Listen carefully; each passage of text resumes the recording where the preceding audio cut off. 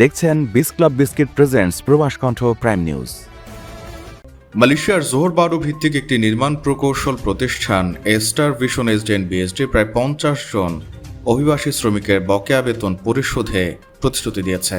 নানা টালবাহানা এবং অচলাবস্থার পর প্রতিষ্ঠানটির পক্ষ থেকে জানানো হয়েছে ইতোমধ্যে আংশিক পরিশোধ শুরু হয়েছে এবং বাকি বিষয়গুলো নিয়ে শ্রমিকদের সঙ্গে আলোচনা চলছে।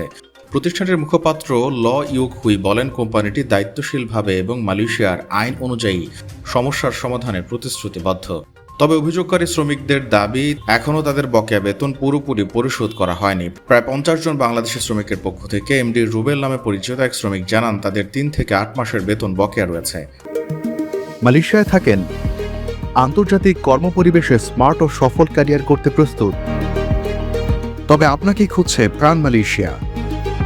সমগ্র মালয়েশিয়া জুড়ে বিভিন্ন পদে আপনি হতে পারেন আমাদের পরবর্তী টিম মেম্বার। আপডেটেড সিভি সহ হোয়াটসঅ্যাপ করুন এই নম্বরে।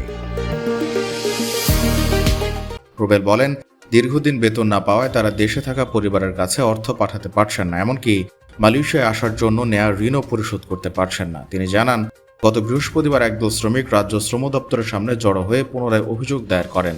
এর আগে কয়েক মাস আগেও তারা অভিযোগ করেছিলেন। তিনি আরও অভিযোগ করেন, একাধিকবার বাংলাদেশ হাইকমিশনকে বিষয়টি জানানো হলেও সমস্যার সমাধান হয়নি। গত মার্চের তাদের দুর্দশার খবর প্রকাশের পর মানব সম্পদ মন্ত্রী আর রমানান কোম্পানিটিকে দ্রুত বকেয়া পরিশোধের নির্দেশ দেন। রুবেলের ভাষ্য, কিছু শ্রমিকের সমস্যা সমাধান হলে অধিকাংশ এখনও মাসের পর মাস বেতন পাননি। তিনি দ্রুত পদক্ষেপ নেওয়ার জন্য সংশ্লিষ্ট মন্ত্রণালয় ও শ্রম দপ্তরের প্রতি আহ্বান জানান, যাতে শ্রমিকরা তাদের ন্যায্য পাওনা বুঝে পান। এদিকে শ্রমিকদের পক্ষ থেকে জানানো হয়েছে তারা ডেপুটি হাইকমিশনার মিস মনিকার সঙ্গেও যোগাযোগ রাখছেন। তিনি নিশ্চিত করেছেন বিষয়টি তার অধীনস্থ এক কর্মকর্তার কাছে দায়িত্ব দেওয়া হয়েছে এবং তা নিষ্পত্তির জন্য কাজ চলমান রয়েছে। প্রবাস কণ্ঠ নিউজ ডেস্ক।